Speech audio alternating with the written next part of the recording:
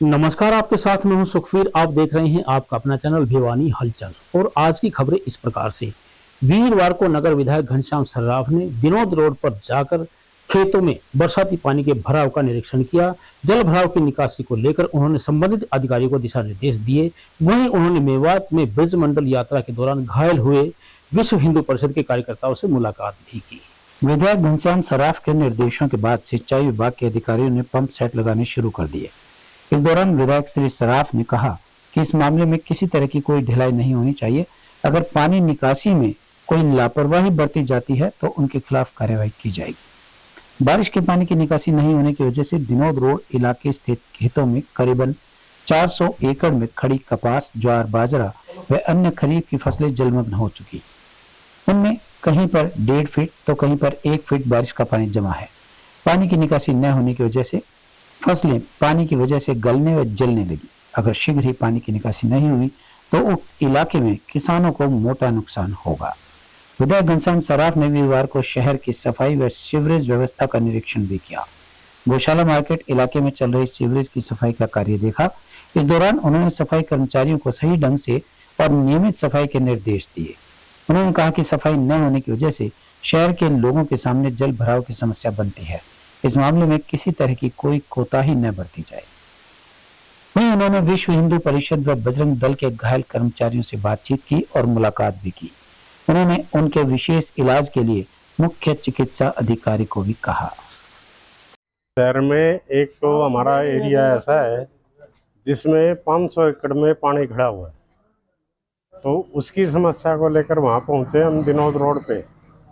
और शिक्षा मार्ग ये शिक्षा हमारा जो मुरारी सिनेमा की कॉलोनी बनी थी, उस कॉलोनी में 20 साल पूर्व एक बार टाइल बिछाई गई थी। आज वे टाइल उबड़ खाबड़ हैं, उनकी स्थिति खराब है। उनको लेकर भी हम इस काम के लिए मुरारी सिनेमा की गली में आए हैं। सीवरेज की व्यवस्था को हमने ठीक करवाने के लिए हमारे मौके पे आए और उसको चेक किया। हम ये चाहते हैं कि पूरे शहर में जो एक गंदगी का वातावरण है उसको दूर करने के लिए हम काम करें। और जो काम हमारे विभाग के द्वारा होता है उन सब को करवाने का हम वायदा करते हैं। और जो भी काम सरकार से मदद के द्वारा होना है उसको भी हम करवाने का वादा जनता के सामने कर रहे हैं। परिषद के हमारे कार्यकर्ता जो बुरी तरह घायल हो गए, करीब 18 के करीब उनकी संख्या है। हम उनके घरों में जाकर, उनके प्रतिष्ठानों पे जाकर उन सब का हालचाल जान रहे हैं। एक कार्यकर्ता आज हमारा हॉस्पिटल में था जो कि हम जब पहुंचे तो उससे पहले उसको छुट्टी दे दी गई। मेवात धार्मिक यात्रा में विश्व हिंदू परिषद और बजरंग दल के कार्यकर्ता गए थे। उनमें से जिन कार्यकर्ताओं के ऊपर हमला हुआ, जिनको चोट लगी, विधायक जी उन सभी कार्यकर्ताओं से उनके घर मिलने के लिए आए। मैं भी इनके साथ था। तो अभी हम आए हुए हैं ये अपनी काठमंडी में। यहाँ पर 2 कार्यकर्ता हमारे मौसम और ये अपना क्या नाम है इसका विकास, दोनों कार्यकर्ता यहीं बैठे हैं। विधायक जी ने इनको मिला, इनका हालचाल पूछा, स्वास्थ्य के बारे में बात की और हॉस्पिटल में सीएमओ साहब को फ़ोन भी किया है। बहुत बड़ी बात है कि अभी जो भी बजरंगी चोट लगा वो आपके पास आए तो उसको प्राथमिकता के आधार पे सबसे पहले सुविधा दो और उनको अन्य कोई भी और समस्या हो तो उसका निदान करो। क्योंकि सरकार का यही कहना है कि ये एक किस्म के धर्म रख सकें। इनके ऊपर जो हमला हुआ है इसमें पूरा समाज, संगठन और सरकार इनके साथ है। इस लेकर ड्राइवर घायल हो चुके थे। वहाँ पे ड्राइवर को एम्बुलेंस ले चुकी थी, तो वहाँ से बस को मैं चला कर ले आया था। मेरे साथ 15 के लगभग बस में वो थे, उनकी जान बची और हमारी भी बची। नहीं सर, कभी नहीं चलाई बस, कभी नहीं चलाई। वैसे गाड़ियाँ तो चलाते हूँ लेकिन बस कभी नहीं चलाई मैंने। तो मैं वहाँ तक रेवाड़ी तक ले गया था बस को, वहाँ सब छोड़ दिए थे।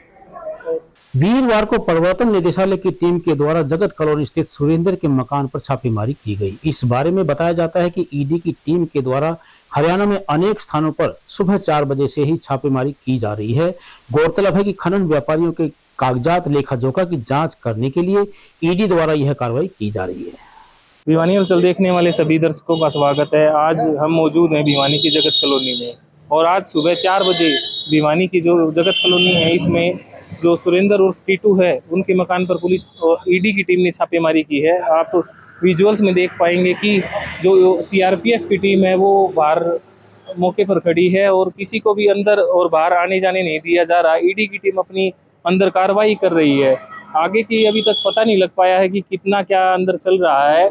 आगे की जैसे ही जानकारी होगी भिवानी के सभी दर्शकों तक पहुंचाई जाएगी। लेकिन आज हरियाणा में ईडी की टीम ने जगह जगह पर छापेमारी की है। उसी कड़ी में जो संपूर्ण सिंह के भाई हैं, जो छात्र नेता भी रहे हैं और एक राजनीतिक प्रभाव भी है उनका, उसी कड़ी में आज खनन का जो काम करने वाले हैं उनके ऊपर आज हरियाणा में ईडी की एक विशेष कार्रवाई चल रही है। इसमें वेदपाल तंवर हैं, हिसार में मलिक हैं और भिवानी में भी है, जो सुबह 4 बजे ही टीम पहुंच गई थी और छापेमारी चल रही है। भिवानी हलचल के लिए अंकित ठाकुर की रिपोर्ट। भिवानी जिले में खोले जाएंगे 187 नए राशन डिपो। इनमें से 167 डिपो को किया गया है महिलाओं के लिए आरक्षित। यह कहना है जिला सहायक खाद्य आपूर्ति नियंत्रक मुकेश कुमार का। वहीं उन्होंने बताया कि नए राशन डिपो आवंटित करने के लिए विभाग द्वारा ऑनलाइन आवेदन प्रक्रिया शुरू की जा चुकी है। अधिकारी मुकेश कुमार ने जानकारी देते हुए बताया कि नए पीडीएस कंट्रोल ऑर्डर 2022 के तहत जिले में 187 नए पीडीएस लाइसेंस जारी किए जाने हैं, जिनमें 167 राशन डिपो महिलाओं के लिए आरक्षित किए गए हैं। अन्य 20 राशन डिपो सामान्य के लिए हैं, जिनके लिए महिला या पुरुष कोई भी आवेदन कर सकता है। उन्होंने बताया कि आवेदक सरल पोर्टल पर जाकर ऑनलाइन आवेदन कर सकता है। उपायुक्त ने बताया कि आवेदक की आयु 21 से 45 वर्ष तक होनी चाहिए। इसके लिए न्यूनतम योग्यता 12वीं पास या समकक्ष व कंप्यूटर का मूल ज्ञान अनिवार्य है। नए राशन डिपो अलॉट करने में तेजाब हमले से पीड़ित महिला व विधवा महिलाओं को प्राथमिकता दी जाएगी। वहीं इस संबंध में जिला सहायक खाद्य आपूर्ति नियंत्रक अधिकारी मुकेश कुमार ने बताया कि राशन डिपो के लिए आवेदक ग्राम पंचायत के वर्तमान सरपंच, पंच व नगर पालिका समिति, नगर परिषद या नगर निगम के सदस्य का निकट पारिवारिक सदस्य, पति पत्नी, पुत्र पुत्री तथा निकट संबंधी नहीं होना चाहिए। उन्होंने बताया कि अंत्योदय सरल पोर्टल पर दर्शाए गए रिक्त स्थान के लिए 7 अगस्त प्रातः 10 बजे तक ऑनलाइन आवेदन किया जा सकता है। हमारे जिले भिवानी में कुल टोटल राशन कार्ड जो सरकार द्वारा सीधे फैमिली आईडी से लिंक करके बनाए गए हैं, जो बेनिफिशियरी है, लाभार्थी हैं, वो लगभग 1,78,000 हैं जिले में, जिसके अंदर बीपीएल और एवाई सम्मिलित है दोनों। और अगर डिपो की संख्या की बात की जाए तो हमारे भिवानी जिले में 431 डिपो धारक कार्यरत हैं जो फिलहाल कार्य कर रहे हैं। इसके अलावा सरकार द्वारा एक अच्छी पहल की गई है। उस पहल में अभी नए राशन डिपो अलॉट करने के लिए अभी एक नया पोर्टल जारी किया गया है। माननीय उप मुख्यमंत्री दुष्यंत चौटाला जी ने एक 33% महिलाओं को आरक्षित करते हुए डिपो धारकों में भागीदारी देने के लिए 33% महिलाओं को डिपो अलॉट करने का आदेश दिया गया है। उसी के अनुसार हमने हमारे भिवानी जिले में सभी गांव और शहरों में मुनादी करवा दी गई है कि वे जो जहां सीट वैकेंट है वहां पर आप अपना आवेदन जो उस क्राइटेरिया में जो सरकार द्वारा जो क्राइटेरिया दिया गया है उसके अनुसार वो अपना आवेदन 7 अगस्त तक अपना आवेदन कर सकते हैं। आवेदन करने के उपरांत नए राशन डिपो 31 अगस्त तक जो है इनको फाइनल करके हम जो है 1 सितंबर को ये डिपो लागू, जिसकी वरीयता होगी उसी को दिया जाएगा डिपो। इसकी सरकार द्वारा जो पहल की गई है वो सबसे अच्छी है कि पहले इसमें महिलाओं की भागीदारी नहीं थी, जो कि अब भागीदारी 33% निर्धारित कर दी गई है। और इसके अंदर एक और भी सबसे इम्पोर्टेंट बात यह है भाई, किसी भी गांव के सरपंच, पंच या उनसे संबंधित रिश्तेदारों को ये डिपो अलॉट नहीं होगा। ऐसे ही शहरी क्षेत्र में भी किसी भी नगर पार्षद के परिवार के सदस्य को डिपो अलॉट नहीं होगा। लाभार्थी जो अपना आवेदन राशन डिपो के लिए करना चाहता है उसके लिए उसका +2 पास होना अनिवार्य है। उससे अलावा जो फॉर्मेलिटीज हैं वो फॉर्मेलिटीज विभाग की हैं भाई, उसके विरुद्ध कोई भी कहीं भी कोई ईसी एक्ट के तहत मुकदमा दर्ज ना हो, उसके विरुद्ध जो इनकम सोर्सेज हैं वो उसको डिक्लेरेशन देना पड़ेगा, और उससे अलावा उसको उस जहां वार्ड या गांव है उसका स्थायी निवासी होना पड़ेगा। सरसों तेल के बारे में जो बात कर रहे हैं, सरकार द्वारा अब दोबारा से जुलाई 2023 से तेल के सरसों को दोबारा से लागू कर दिया गया है। इससे पहले सरकार 250 रुपये प्रति बीपीएल एवाई लाभार्थियों को उनके खाते में सब्सिडी के तौर पे दे रही थी तेल के बाबत, परंतु अब सरकार ने तेल जो है जुलाई से स्टार्ट किया है 20 रुपये प्रति लीटर। जो लाभार्थी जिनकी इनकम 1 लाख से कम है उनको 2 लीटर तेल प्रति कार्ड को 40 रुपये में दिया जाएगा। सरकार ने जो पहल करी है 33% औरता आरक्षण दे है, बहुत बढ़िया काम कराया है। इसके लिए हम सरकार ने बहुत धन्यवाद दिया है। अच्छी पहल है जो 33% महिला डिपो दे रहे हैं, सरकार की बहुत बढ़िया पहल है। एक ये कदम है जो अपनी सर रिश्तेदार हैं, साधु साड़ी मामा उन्हें नहीं दे सकते, जो भी बहुत बढ़िया काम है। जो भी ये निर्णय लिया है बहुत ही अच्छा लिया है, सराहनीय निर्णय है सरकार का, जो कि डिपो का जो नया कार्य डिपो लाट का कार्य है उसमें महिलाओं को 33% आरक्षण देकर सरकार ने बहुत सराहनीय काम किया है। हम इसकी सराहना करते हैं। 6 अगस्त को हिसार में मनाए जाने वाले इंसो के स्थापना दिवस को लेकर स्थानीय देवीलाल सदन में जेजेपी के जिला अध्यक्ष जोगेंद्र बागनवाला की अध्यक्षता में एक बैठक का आयोजन किया गया। इस अवसर पर जिला अध्यक्ष ने स्थापना दिवस समारोह को धूमधाम से करने के लिए कार्यकर्ताओं की जिम्मेदारियां सौंपी। बैठक का उद्देश्य 6 अगस्त को हिसार में होने वाले इंसो स्थापना को सफल बनाने के लिए युवाओं की जिम्मेवारी लगाना रहा। इस दौरान उन्होंने सभी पदाधिकारियों की जिम्मेवारियां लगाई और गाड़ियों का टारगेट सेट किया। उन्होंने कहा कि इंसो ऐसा संगठन है जो छात्र हितों के लिए आवाज बुलंद करने के साथ साथ सामाजिक कार्यों में भी बढ़ चढ़कर भाग लेता है। उन्होंने कहा कि इंसो स्थापना दिवस पर आयोजित होने वाले कार्यक्रम से प्रत्यक्ष छात्र संघ चुनाव को बहाल करवाने की पुरजोर मांग उठाई जाएगी और इस मांग को मनवाने के लिए आगामी कार्यक्रमों की रूपरेखा भी तैयार की जाएगी। उन्होंने कहा कि इंसो को खड़ा करने में भिवानी की छात्र शक्ति का अहम योगदान है। ऐसे में भी युवा शक्ति का ही दायित्व बनता है कि स्वयं द्वार पर खड़े किए गए संगठन की एकता व मजबूती को एक बार फिर से पेश करें। इस मौके पर इंसो जिला अध्यक्ष सेठी धनाना ने कहा कि स्थापना दिवस को सफल बनाने के लिए पिछले कई दिनों से जनसंपर्क अभियान चलाया हुआ है और गांव-गांव जाकर युवाओं को निमंत्रण भी दिया गया है। सेठी धनाना ने आश्वासन दिया कि स्थापना दिवस पर भिवानी से सैकड़ों की संख्या में गाड़ियों का काफिला 6 अगस्त को सुबह भिवानी से चलकर हिसार के लिए रवाना होगा। शीर्ष नेतृत्व के आदेश के अनुसार मैंने भिवानी जिले में 2 मीटिंगें पहले तो शाम और लोहारू की जुई मीटिंग करके आदेश निर्देश जो देने थे वो दे दिए। आज भिवानी खेड़ा और भिवानी की मीटिंग 6 तारीख को हिसार में इंसो की एक महा रैली जो करने जा रहे हैं उसके लिए मैंने ये मीटिंग बुलाई है। उसमें मैंने भिवानी हल्के के जितने भी गांव, एक गाड़ी तो हर गांव से, और उससे अन्यथा 1500 व्हीकल धर्म निवेदन और ड्यूटियां लगाई गई है कि हम 1500 बसें गाड़ियां सब भेजने का काम करें। इसमें अब तक जितने भी इंसो के स्थापना दिवस हुए रैली, हमारा टारगेट है, ये चुनावी समय है, इसमें हम इसको सबसे बेहतर और बड़ी रैली करने का प्रयास करेंगे। मुख्य वक्ता तो हमारे deputy CM doctor Ajay Singh Chautala हमारे हैं, जो पार्टी के हमारे पितामह हैं, और डिप्टी सीएम होंगे, और इंसो के पूर्व जो स्टेट के स्थापना करने वाले अध्यक्ष दिग्विजय सिंह होंगे। तो हिसार में एक इंसो के 21 स्थापना दिवस पर छात्र ओंकार रैली के रूप में इंसो स्थापना दिवस मनाया जा रहा है, और इंसो तो सदा ही अपने रिकॉर्ड खुद तोड़ती आई है।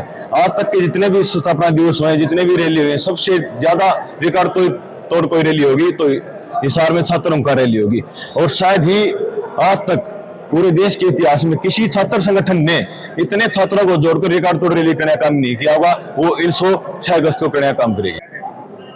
कृष्ण सरवाब नाम है, सोनीपत से। नेताजी ने भिवानी का प्रभारी बनाया है। भिवानी के जब यहाँ पर अपने युवा साथियों की, इंसो की, अपना युवा जो अपना संगठन उनके साथियों की जब मीटिंग ली तो पॉजिटिव रिस्पांस मिला है। जितना प्रभारी जी ने, हमारे राष्ट्रीय अध्यक्ष जी ने, अरे जेजेपी पार्टी के, जेजेपी के जिला महासचिव भाई दिग्विजय चौटाला जी ने जो जिम्मेदारी के तहत एक भरोसा भिवानी जिले पर किया था, जो भरोसा किया था उसको हम 21 करने का काम करेंगे। उसके भिवानी के निकटवर्ती गांव पालुवास के पंचायत भवन में कटवाए जा रहे हरे पेड़ों को लेकर ग्रामीणों ने रोष प्रदर्शन किया। वहीं सरपंच का कहना है कि विभागीय प्रक्रिया पूरी करने व टेंडर जारी करने के बाद ही पेड़ों को कटवाया जाना था, लेकिन ग्रामीणों की आपत्ति को ध्यान में रखकर उन्होंने पेड़ों की कटाई को रुकवा दिया है। ग्रामवासियों ने बताया कि गांव में प्रतिदिन बच्चे पंचायत भवन में ग्रामीण सैर करने के लिए और व्यायाम करने के लिए आते हैं और गांववासी पेड़ों की छांव में बैठते हैं। ग्रामीणों ने बताया कि उनका गांव औद्योगिक क्षेत्र के निकट है, जिससे गांव में काफी प्रदूषण है और पेड़ भी कम है। इसीलिए उन्होंने प्रशासन से अपील की है कि इन पेड़ों को न कटवाया जाए। वहीं इस मामले को लेकर मामले की सूचना पर सरपंच प्रतिनिधि मौके पर पहुंचे और उन्होंने बताया कि गांव के पंचायत भवन में पिछले कई वर्षों से पेड़ लगे हुए थे, उनके टूटने का भय बना हुआ था। इसी को लेकर इनकी टेंडर प्रक्रिया जारी करके इनको कटवाया जा रहा था, लेकिन कुछ ग्रामीणों को आपत्ति है, इसीलिए इस काम को रुकवा दिया गया है। उन्होंने बताया कि पेड़ काफी लंबे हो गए हैं और आंधी और तूफान में इनका टूटने का भय बना हुआ था। इसी को लेकर एहतियात के तौर पर ये कटवाए जा रहे थे। 3 अगस्त 2023 को बोली लगनी थी पेड़ों कटाई के लिए। पंचायत घर में पेड़ लगे हुए हैं और इस बोली को रुकवाने के लिए समस्त गांववासी यहाँ पे इकट्ठे हुए हैं। सरपंच साहब ने क्या किया, जितने पंच थे उनके अंडर में उनसे साइन करवा लिए, 8-10 पंचों से साइन करवा कर और फॉरेस्ट विभाग से पास करवा ली। ठीक है, उन्होंने कहा कि बोली लगेगी। 31 तारीख को बोली लगनी थी, वो हमने उस दिन में कैंसिल करवाई और आज 3 तारीख को फिर बोली लग रही है। मगर यहाँ पे पंचायत घर में बहुत बड़ा पार्क है, जहाँ पे सुबह और शाम को ना लोग घूमने के लिए आते हैं, व्यायाम करते हैं। ओपन जिम लगी हुई है यहाँ पर। हम चाहते हैं कि पेड़ की कटाई न की जाए। सरपंच साहब इस बात पेड़े हुए हैं कि न पेड़ की कटाई की जाएगी। ये पेड़ किसी भी काम के नहीं है, छायादार नहीं है। आप चाहे तो वीडियो के माध्यम से इस चीज़ को देख भी सकते हैं।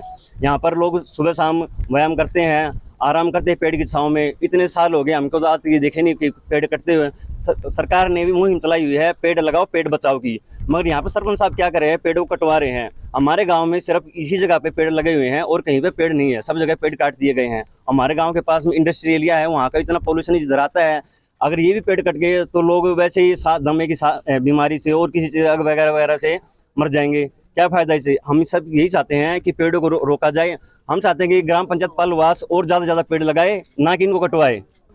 और ये आज हमारे 3 तारीख को आज पेड़ कटाई के लिए जो बोली होनी थी, उसके उपलक्ष्य में हम सभी लोग इसको रुकवाने के लिए इकट्ठा हुए हैं। लेकिन सरपंच साहब अपनी एक बात छेड़े हुए हैं कि ये बोली किसी भी कारण से नहीं रुकेगी, चाहे इसमें गाँव वाले या पंचायत मेंबर कुछ भी कर ले।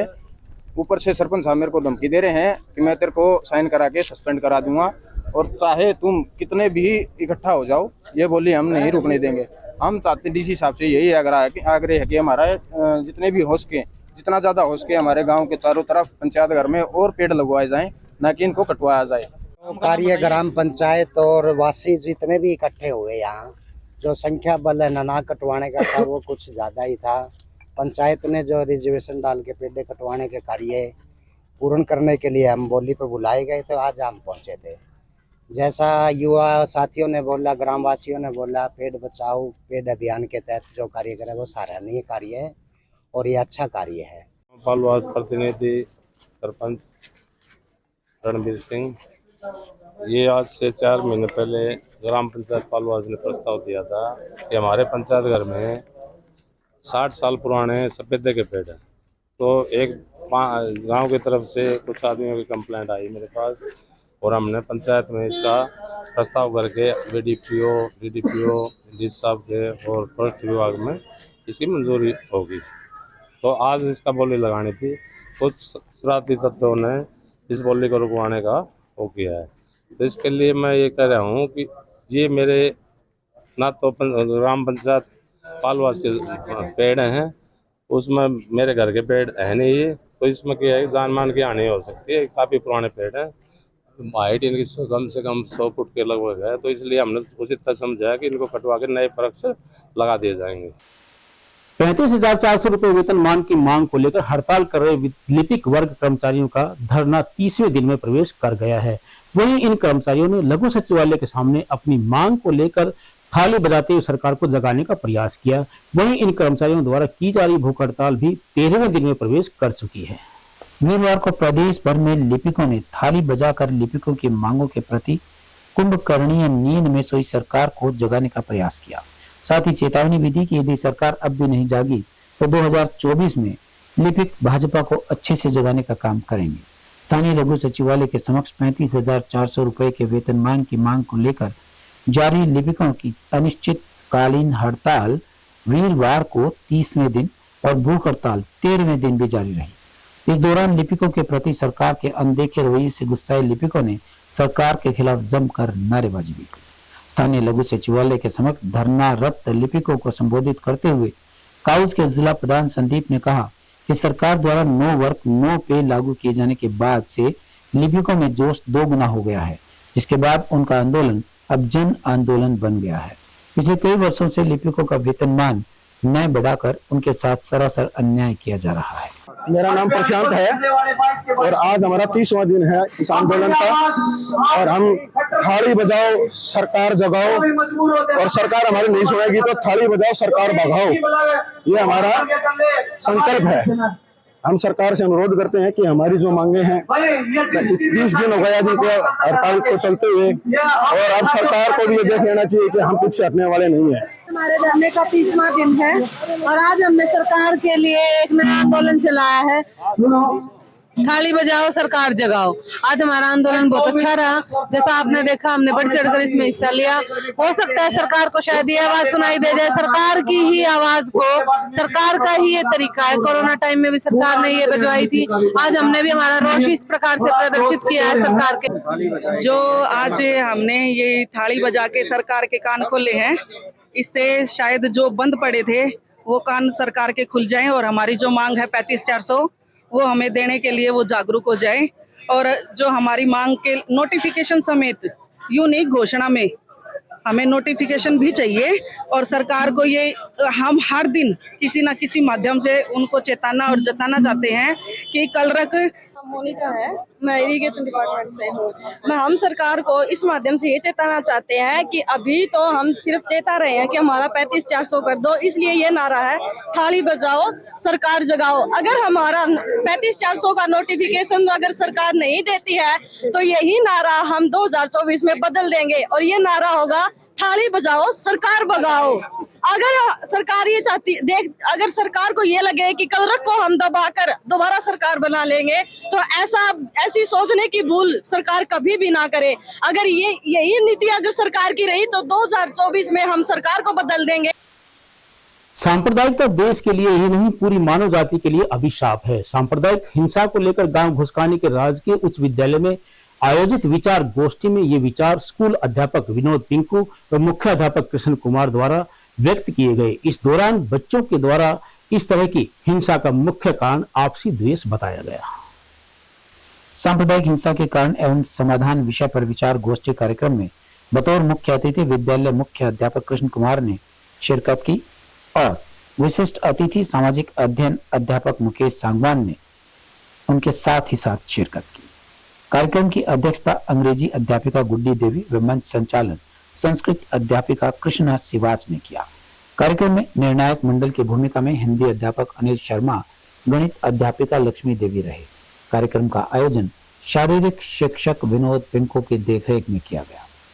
विचार गोष्ठी शारीरिक शिक्षक विनोद पिंकू ने छात्र छात्राओं को सोशल मीडिया के प्रभाव व दुष्प्रभाव के बारे में अवगत करवाते हुए कहा कि आज के समय में सोशल मीडिया दोधारी तलवार है, जिसका सही व गलत दोनों तरीकों से इस्तेमाल किया जा सकता है। उन्होंने कहा कि राष्ट्रीय जनसंचार के साधनों का प्रयोग राष्ट्रीय एकता व भाईचारे के लिए जन्नत तैयार करने के लिए करना चाहिए, न कि अफवाहें फैलाने में। इस दौरान उन्होंने विद्यार्थियों को यह भी बताया कि सोशल मीडिया के सहारे इन दिनों बहुत से फ्रॉड किए जा रहे हैं। ऐसे में किसी भी अनजान मैसेज पर क्लिक कर साइट नहीं खोलनी चाहिए, नहीं तो इसके दुष्परिणाम भुगतने पड़ सकते हैं। और सभी बच्चे इस मंच का सदुपयोग करें। आपको दिए हुए विषय के ऊपर या बगैर कुछ बताए भी यहाँ अगर आके बोलने के लिए कहा जाता है तो आप हर समय तैयार रहें। जब बोलोगे, मुंह खोलोगे तभी तो जमाना बदलेगा, नहीं तो अगर गूंगे रह गए आपकी कोई सुनवाई नहीं होगी। भाई कहीं जाओ। इसी कारण से पिछड़े सांप्रदायिकता कहते हैं। सांप्रदायिकता एक ऐसी भावना है जिसके कारण मनुष्य को अपने धर्म की हर बात अच्छी लगती है, लेकिन दूसरों के धर्मों की बात गलत लगती है, बुरी लगती है। हमें ऐसा नहीं करना चाहिए और इसका एक कारण होता है अशिक्षित लोग। अशिक्षित लोग अपना जो है भला बुरा नहीं समझ पाते हैं और जो पढ़े लिखे लोग होते हैं वो खुद खुद का निर्णय ले सकते हैं और अपना भला बुरा समझ सकते हैं, लेकिन जो अशिक्षित लोग होते हैं वो अपने धर्म को ऊंचा मानते हैं। और दूसरा कारण है राजनीतिक स्वार्थ। नेता और सरकारें अपनी सरकार को बचाने के लिए धर्म और सांप्रदायिकता की बातों को मान लेते हैं, उनकी मांग पूरी कर लेते हैं, जिन्हें देखकर अन्य जो धर्मों के लोग हैं वो सोचते हैं कि हमारी मांगे भी पूरी होनी चाहिए, हमारी बातें भी माननी चाहिए। तो इससे सांप्रदायिकता को बढ़ावा मिलता है और सांप्रदायिकता देश के लिए ही नहीं संपूर्ण मानवता के लिए एक अभिशाप है। देश को इससे बहुत कुछ भुगतना पड़ा है। सांप्रदायिकता देश की प्रगति एवं विकास में रुकावट डालता है, इसीलिए इसे दूर करना चाहिए। अब आपके मन में आ रहा होगा कि इसे दूर कैसे किया जा सकता है, तो मैं बताती हूँ। पहला है, सरकार समय रहते अगर इन दंगों के खिलाफ अगर कार्रवाई करती है सख्त तो इन्हें रोका जा सकता है। और दूसरा है, सरकार को सदैव ही इस बात का ध्यान रखना चाहिए कि वो ऐसा कोई भी कार्य न करे जिससे कि सांप्रदायिकता दंगों को बढ़ावा मिले। धर्म का मतलब ये नहीं है कि आप हिंदू हैं, आप मुसलमान हैं। धर्म का ये मतलब है कि आप सही रास्ते पर चलिए और गांधीवादी रास्ते पर चलिए। धर्म का वास्तविक मतलब है कि सब लोग बराबर हैं, सबके साथ समानता का व्यवहार करना चाहिए। यह नहीं होना चाहिए कि वो गरीब है तो उसके साथ दुर्व्यवहार करो, वो अमीर है तो उसके साथ अच्छे से पेश आओ। सब समान है, सबके साथ एक जैसा व्यवहार करना चाहिए। सब भगवान ने एक जैसा ही बनाया है। तो ना मस्जिद को जानते हैं ना शिवालों को जानते हैं, ना मस्जिद को जानते हैं ना शिवालों को जानते हैं। अरे जो भूखे पेट है वो सिर्फ निवालों को जानते हैं। मेरा नाम प्रियंका है और मैं 10th क्लास की छात्रा हूँ और मेरे स्कूल का नाम राजकीय उच्च विद्यालय है। आज हमारे स्कूल में जो सांप्रदायिकता के बारे में चर्चा हुई है और सभी विद्यार्थियों ने बढ़ चढ़कर भाग लिया है। और हर स्कूल में ये होना चाहिए कि बच्चों को जागरूकता मिले कि सांप्रदायिकता खत्म हो पाए और वो इसका शिकार ना हो। मेरे स्कूल में ये कार्यक्रम हुआ और हर वीक होना चाहिए ये। मैं 9th क्लास की छात्रा हूँ, मेरे स्कूल का नाम राजकीय उच्च विद्यालय है। आज हमारे स्कूल में सांप्रदायिकता के बारे में चर्चा हुई, कई बच्चों ने भाग लिया और उन्हें इनाम भी मिला। और हमारे स्कूल में ये हर महीने होना चाहिए। इसका उद्देश्य है कि बच्चे इससे जागरूक हो और जो सोशल मीडिया पर ये वीडियो आती है उनको लाइक शेयर ना करें। वीरवार को बड़चौक स्थित सौर कर्मचारी संघ कार्यालय में कर्मचारियों द्वारा एक बैठक का आयोजन किया गया। इस अवसर पर उपस्थित जिला कार्यकारिणी सदस्यों ने लंबित पड़ी मांगों पर चर्चा की और सरकार द्वारा उनकी मांगे नहीं मानने पर बड़े आंदोलन की सरकार को चेतावनी दी। बैठक के बाद कर्मचारी प्रधानों ने बताया कि स्वास्थ्य विभाग के GH, PSC, CSC में कार्यरत कर्मचारियों की समस्याओं को लेकर ये मीटिंग आयोजित की गई है।